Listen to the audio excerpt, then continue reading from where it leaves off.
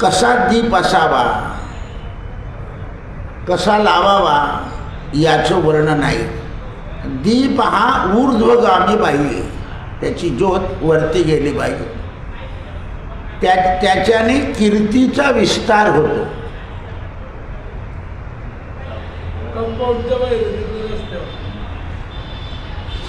कीर्तीचा विस्तार करणार आहे. आपण जसे जेवढे दिवे लावतो त्याच्याने कीर्तीचा विस्तार होतो. दीपदान करण्यानं मनुष्याचं तेज वाढतं. दीपदानानं अंधकाराचा नाश होऊन अंधमिश्र नरकातून मनुष्य मुक्त होतो. 28 नरकापैकी अंधमिश्र. दक्षिणायनातला अंधकार दूर होतो. म्हणून चातुर्मास्यामध्ये दीपाचं महत्त्व जास्त आहे. आणि चातुर्मास्याच्या शेवटी दीपवाळी येते. दीपोत्सवम महत्पुण्यम. दिवे लावण्याचं महत्पुण्य आहे. या विपरीत उत्तरायण हे प्रकाशमय आहे. प्रकाशात सुद्धा प्रकाश वाढवणं म्हणजे तेज वाढवणं आहे.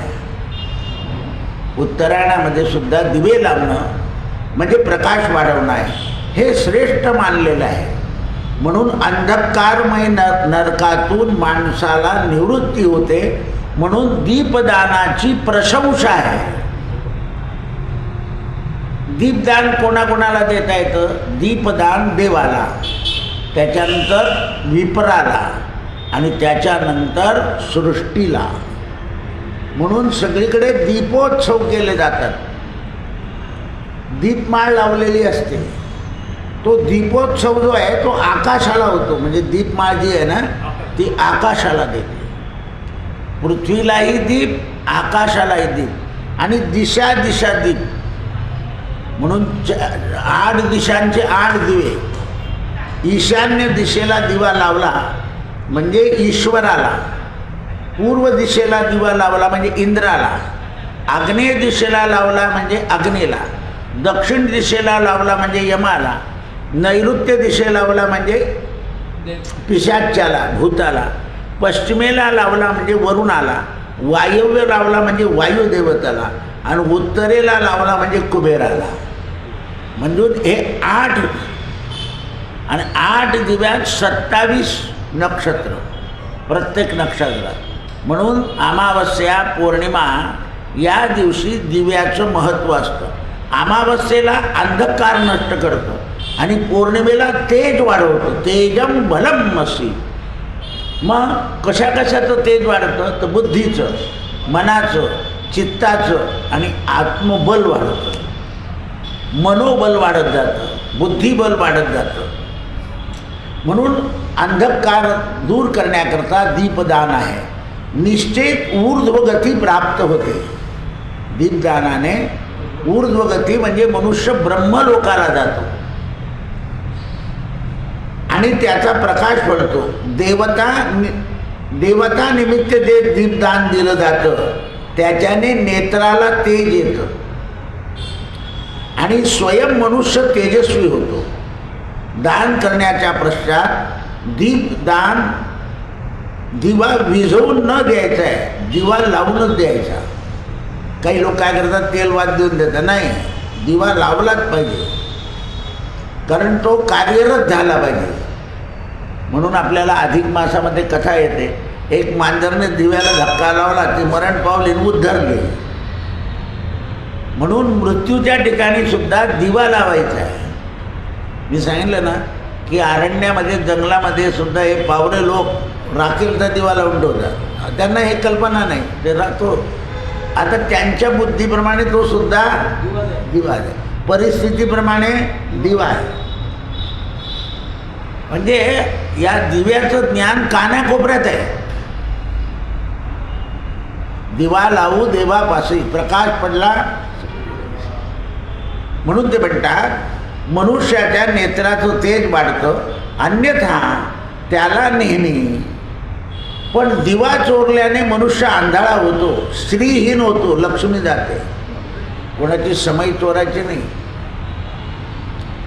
तथा मरण्याच्या पश्चात नरकात पडतो. म्हणून दीपदान सगळं श्रेष्ठ आहे. स्वर्गामध्ये सुद्धा दिवा नाही आहे, तिथे प्रकाश आहे, पण त्या स्वर्गाच्या लोकांना सुद्धा दिव्याची उत्सुकता आहे. म्हणून देव दीपदानाने प्रसन्न होतात. आता आधुनिकतेचे सुद्धा आपण लावतोच ना, त्याच्याने समोरच्यालाही प्रसन्नता होते आणि देवाच्या ठिकाणी अधिक प्रसन्नता आहे. पहा तुम्ही आता घाटावर, अयोध्येच्या घाटावर, काशीच्या घाटावर 2.5 लाख दिवे लावले आहे. हे बाकीचे पक्षकार काय म्हणतात की किती तेल वाया जातं. अरे तुम्ही एवढे 46 कोटी खाऊन जातात, तुमचाच जोडीदार, त्याच्यात काही वाया जात नाही का? सनातन धर्माने काही केलं किती वाया गेलं. जरी लोकांनी टीका केली तरी सनातन धर्म थांबतोय का? नाही.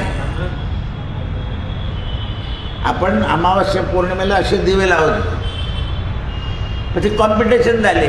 मी म्हटलं तिकडे लाव. असं आहे ते की दिव्याला आपला काही खर्च झाला पाहिजे. आपण काय म्हणतो, पराई माथेन जत्रा.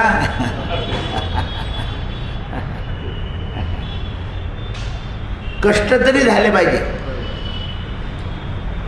म्हणून प्रथम श्रेणीचं दीपदान आहे. तुपाचा दिवा लावल्यानं त्याची श्रेणी प्रथम आहे. औषधाचा रस, सरसोचं तेल, तिळीचं तेल हे दुसऱ्या श्रेणीमध्ये येतं. नंतर अनेक तेलामध्ये भेसळ आहे. त्या तेलाच्या दबाणानं दीप जळाल्यानंतर त्याचं फळ कमी आहे. राजा, देवता, यक्ष, सर्प, मनुष्य, भूत, राक्षस यांना सुद्धा बली समर्पण करताना दिवा लावावा.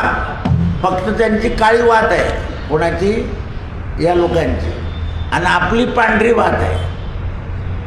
म्हणून आम्ही लोक काय करतो, कापसाची वात करायची आणि त्याला बुक्का लावायचा, झाली काळी वात. जारण मारण करणारे काळ्या वस्त्राचीच वात लावतात. तो परमार्थामध्ये जारण मारण नाही आहे, सरळ आहे.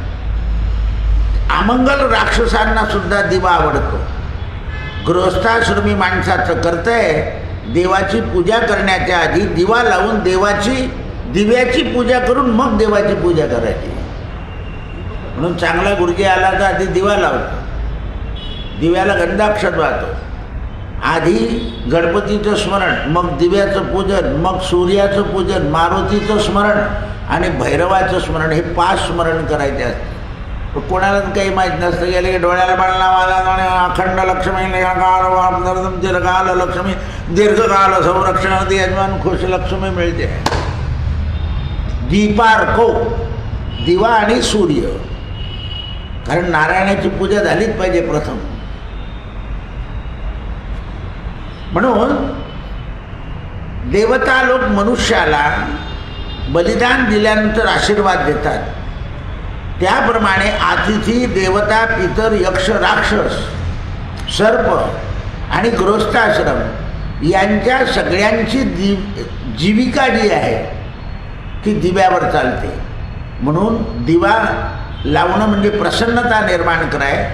गृहस्थाश्रमी माणसाला काय मिळेल दिवा लावून? धर्मराजा, आयुर्यशम धनम संतुष्टम, आणि त्याच्या अंगी हळूहळू संतुष्टपणा येईल. मनुष्यानं एका केंद्रावर स्थिर होण्याचं करता दिवा आहे. काय की आपल्या नशिबात आहे ते घडणार आहे, बस इथे स्थिर व्हायचं आहे. मग त्यावेळा काही चांगलं घडतं आणि काही 2 पक्ष. याच्यावर मनुष्य स्थिर झाला पाहिजे की आयुष्यामध्ये जे चांगलं आहे तेही अनुभवायचं आहे आणि वाईट आहे तेही अनुभवायचं आहे. त्या दोन्ही गोष्टी अनुभवताना आनंद स्वरूपात राहिलं पाहिजे. जो दोन्ही परिस्थितीमध्ये आनंद स्वरूपात राहतो त्याला देवत्व कळतं. दिवा भिजला म्हणून घाबरायचं नाही, परत दिवा लावायचा आहे. काय बरोबर दिवा भिजून गेला, दिवा म्हणजे माणसाला घाबरून टाकतात. वारा आहे, अनेक गोष्टी आहे, भिजला तो, त्याला लावायचा आहे. दिवा लावणाऱ्यालाही पुण्य दिलं आहे. म्हणून मनुष्य देवता यांच्या अग्रभागी जेवण करताना सुद्धा दिवा लावला पाहिजे. उत्तम भोग संपन्न होतो. जेवताना जर दिवा लावला, देवाच्या नैवेद्याच्या वेळात सुद्धा दिवाला धूप दीप, आपण उदबत्ती वाळतो, मग दिवा वाळतो, मग नैवेद्य, त्याच्याने सुद्धा बलवानता प्राप्त होते आणि शरीरातलं वीर्य जे आहे ते खंडित होत नाही. म्हणून देवाला दिवा अवश्य अर्पण करा. गृहस्थाश्रमाची जी देवी आहे तिला दिव्यानं प्रकाशित करा, कारण ती कल्याणमयी आहे. जय मा काली कल्याण करे. म्हणून भोजनाच्या अग्रभागी सुद्धा दिवा ठेवा. भीष्म पितामह म्हणतात, धर्मराजा, अशा प्रकारे शुक्राचार्यांनी असुर बलीला दिव्याचं महत्त्व सांगितलं आणि मनूने सुवर्ण मुनीला असा उपदेश केला.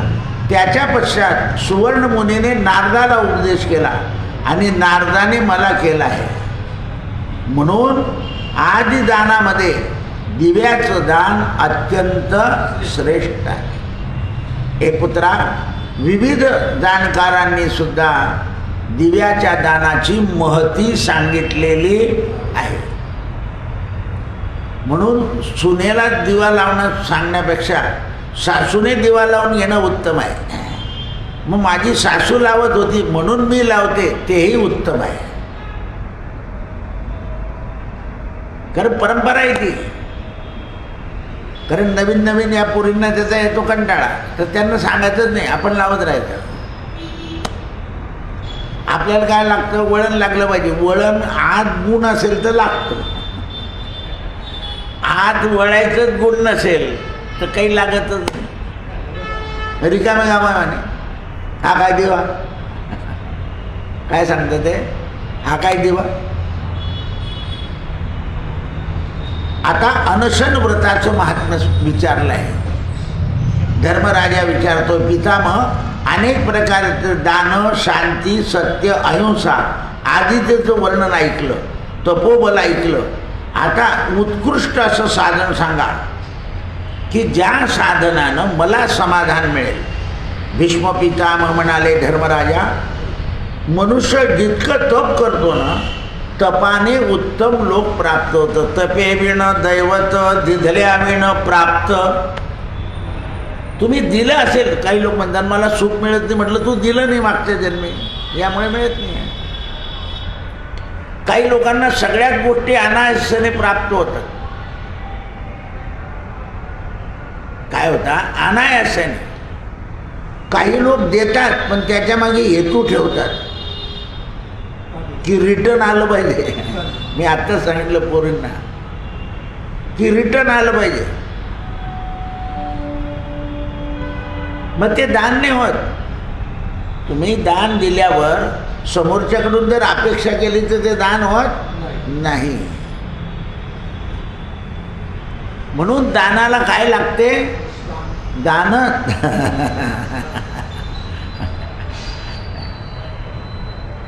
राजे लोक मनसोक्त दान देतात पण स्वकष्टाचं नसतं. एक मलेंगशन राजा होता, तो स्वतःच्या हाताच्या टोप्या विकून मग खात होता, कारण ते स्वकष्टार्जित.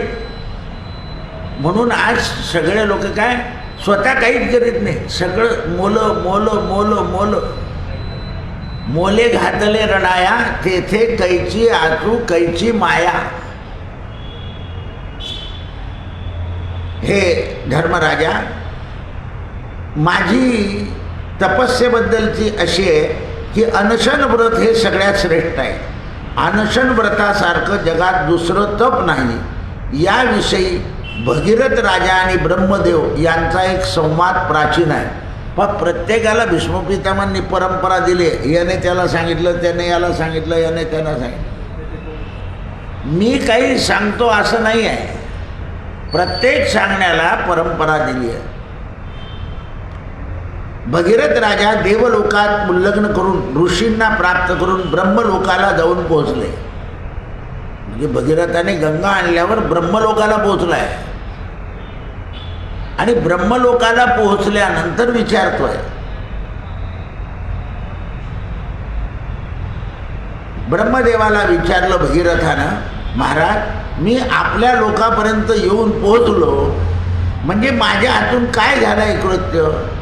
तर मनुष्य, देवता आणि गंधर्व हे बिना तपश्चर्येशिवाय पुढे येत नाही.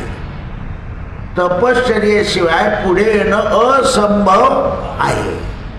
आता गंधर्व म्हणजे गाणारे, त्यांनी प्रॅक्टिस केल्याशिवाय गाणं करता येतं का?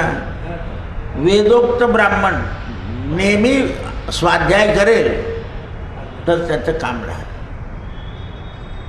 आज दुपारी मी अहिल्या सांगितली, म्हणजे इतक्या दिवसामध्ये असं सांगताना जमलं, ते दुपारी गजानन महाराजांच्या समोर जमलं.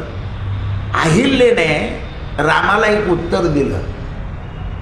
रामाने उद्धार केला म्हणजे राम नामाचं जप आतापर्यंत ती करत होती, तिच्या व्रताची सांगता केली आणि सांगितलं आहे आता तू काय करणार आहे? म्हणजे काय करू? तुझे वडील हिमालयात गेलेले आहे, त्यांच्या तपश्चर्याच्या ठिकाणी जायचं आहे, पण माझं एक कर्तव्य आहे ते राहिलं आहे आणि ते तुला करायचं आहे. रामाला सांगितलं काय कर्तव्य आहे? तर म्हणे मी आता यांच्याकडे लक्ष देते, त्यामुळे पुत्राकडे लक्ष देता येत नाही आणि माझा पुत्र जनक राजाच्या दारापुढे परमार्थाचं काम करतोय, तर तू तिथे आता जाणार आहे विवाहाच्या वेळेला, तर माझ्या शतानंदावर कृपा. अहिल्याला प्रत्येक स्त्रीला द्विधा असते, इकडे पतीलाही सांभाळायचं असतं आणि इकडे पोरांनाही सांभाळायचं असतं दोनंतर. म्हणून निवृत्त पित्याने आपल्या पत्नीला द्विधा करू नये, ते करून या दे मग माझ्याकडे बघ, कारण तिची अवस्था द्विधा असणारच. इकडे पुत्रही आहे समान आणि पतीही समान आहे, आणि त्या ठिकाणी जर तुम्ही त्रास दिला तर मग ती वैतागते. मग आपल्याच घरात वैतागवाडी येते. त्याच्याकरता माणसाचा स्वभाव सुद्धा चांगला पाहिजे, एक करू नको. आता जाऊ दे तुमचं काय, एकेखोर स्वभावाने घरात वैताग उभा राहतो. दिवाळीच्या दिवशी होळी,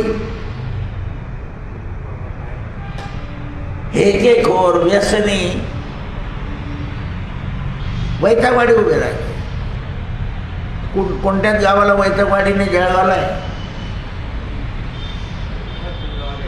हां, तुमच्याही गावाला आहे? तुम्ही काय जळगावपासून लांब आहे? म्हणून भगीरथाने विचारल्यानंतर, महाराज ब्रह्मचार्य व्रताचं पालन प्रतिदिनी मी करत होतो, 1,00,000 सुवर्णमुद्र देत होतो. त्यानंतर रात्री 5व्या प्रहरामध्ये ध्यान करीत होतो. 10 वेळा यज्ञ केले आहे, रात्री पण यज्ञ केले, दिवसा पण यज्ञ केले, मोठे मोठे अनुष्ठानं केले. 100 वर्षापर्यंत गंगा तटावर मी मौन धरून राहिलो, कठोर तपस्या केली, कन्यांचे लग्न लावून दिले. या पुण्याच्या प्रभावाने मला काय मिळालं? पुष्कर तीर्थामध्ये 1 वेळा 1,00,000 ब्राह्मणांना जेव घातलं, त्यांना लाखो घोडे दिले, लाखो बैल दिले, लाखो गायी दिल्या, सोनं दिलं, जम्बूद्वीपाला विभूषित केलं, गोसाम नावाचा यज्ञ केला, तिथे अनुष्ठान केलं, दूध देणाऱ्या 10 अरब गायी दान केल्या, एक ब्राह्मणाला 10 गायी दिल्या, प्रत्येक गायीच्या रंगाचं विशेष वर्णन केलं.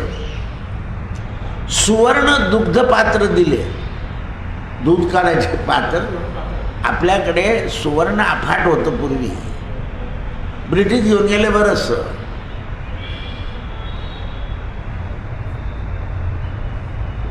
असं आहे. म्हणून अनेक वेळा सोमयागाच्या दीक्षा घेतल्या. रोहिणी जातक अशा गायी दान केल्या. परवा आपला गायीचं महत्त्व ऐकलं. रोहिणी गायी, श्वेत गायी, लाल गायी दान केल्या, सुवर्ण मुद्रा दान केल्या. पण तरीही मला ज्याप्रमाणे जी अवस्था पाहिजे होती ती नाही आली. स्थिरता. 17,000 हत्ती दान केले, आभूषण दान केले. हत्तींनाही आभूषण दिले, घोड्यांनाही दिले, गायींनाही दिले. तरी मला तशी बंधनं सुटायला पाहिजे होती तशी सुटले नाही. राजसू यज्ञाचं अनुष्ठान झालं.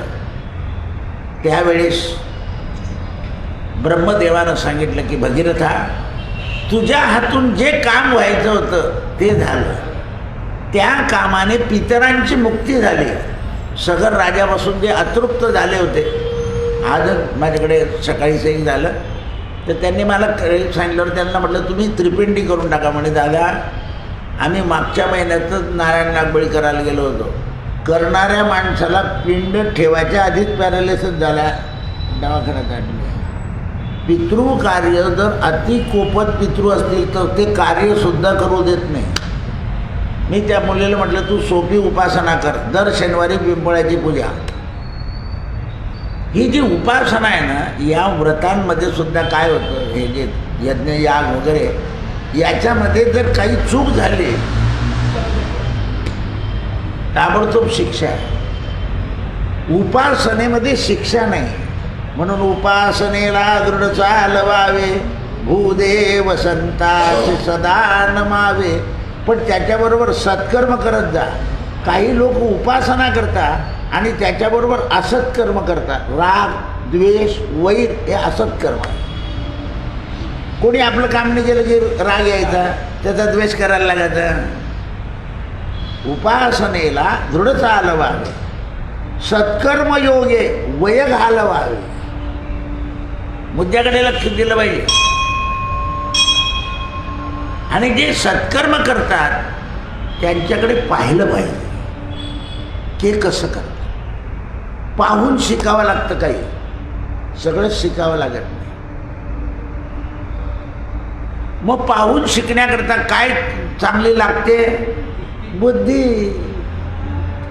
आणि ती बुद्धी या 6 ठिकाणी वापरण्यापेक्षा, अनाचाराच्या ठिकाणी वापरण्यापेक्षा एकाच ठिकाणी वापरायची. बुद्धीचे वैभव अन्य नाही दुजे, एका केशी राजे सकळ सिद्धी.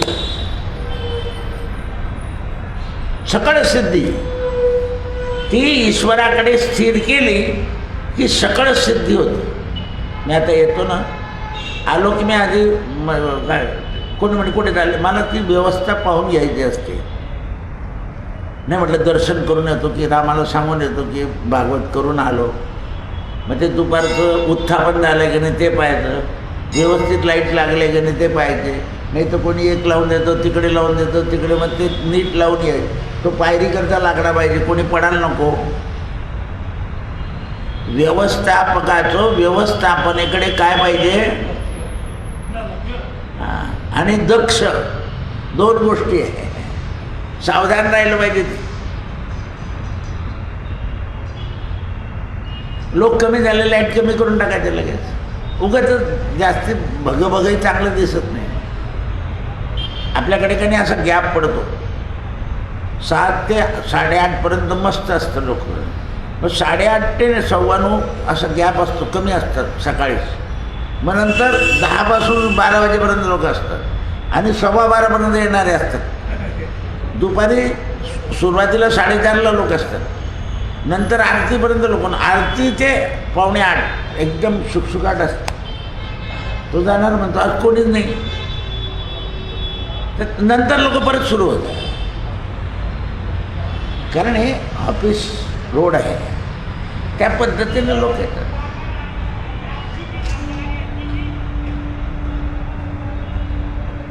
म्हणून प्रति दिवशी ब्रह्ममुहूर्तावर सूर्योदयासमी 1 तास मी ध्यान करीत होतो. शय्येवर उठून शौचाधिक सगळं काम आचरणपूर्वक करून हात जोडून प्रातःकाली संध्या करत होतो. सायंकाळी मौन ठेवून संध्या करीत होतो. उदय, अस्त आणि ग्रहण आणि माध्यान्हकाल या वेळा सृष्टी ही सूर्याच्या ताब्यात असते. संपूर्ण सृष्टी सूर्याच्या ताब्यात असते. हा संधिकाल असतो. म्हणून संध्या उपासना आहे. दोन्ही संध्येच्या समयी माणसानं अशुद्ध कामं करू नये. जेवू नये, झोपू नये, राक्षस उत्पत्ती करू नये. बाहेर आहे बाहेर. हां करू. ते का भाऊ असला ना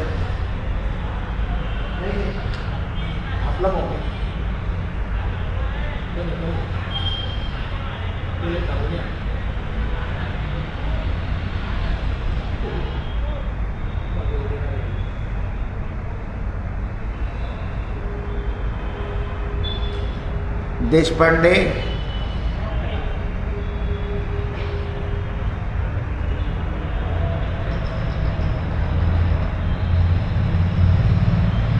फाटक लावून येईन भाऊ. मी भाऊ भाऊ तर बोलतोय. फाटक लावून येईन. म्हणून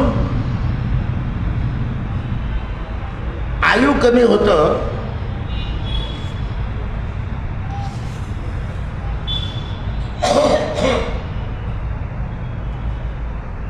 यज्ञ अनुष्ठान करून सुवर्ण शिंगाच्या गायी दिल्या, त्याही त्याच्यापेक्षा तपश्रेष्ठ आहे.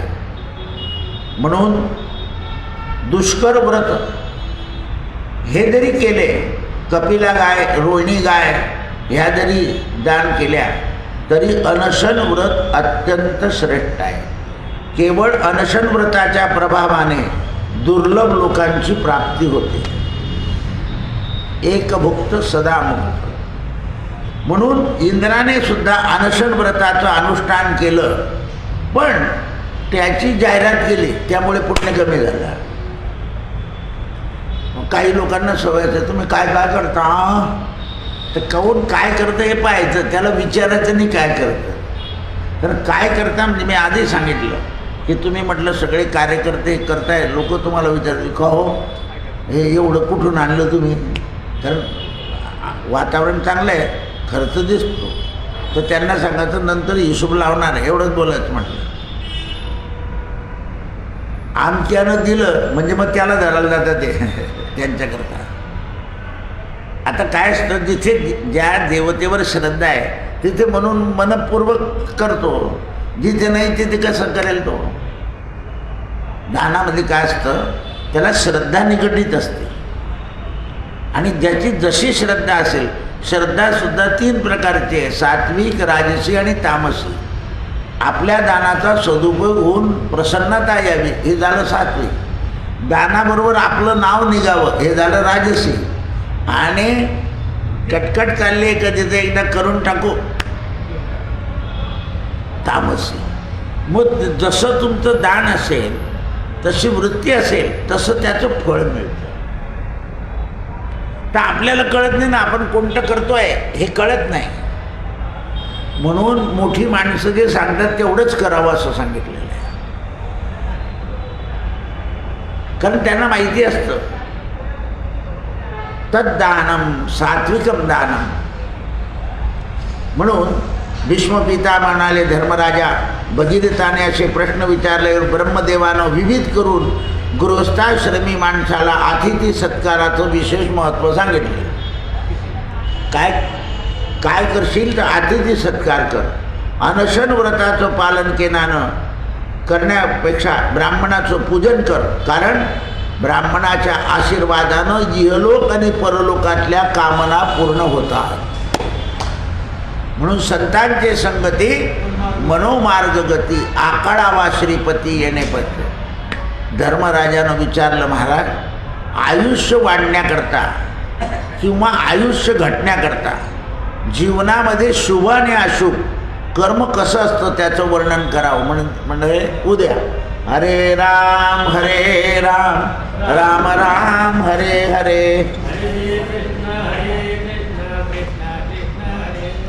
हरे राम राम राम हरे हरे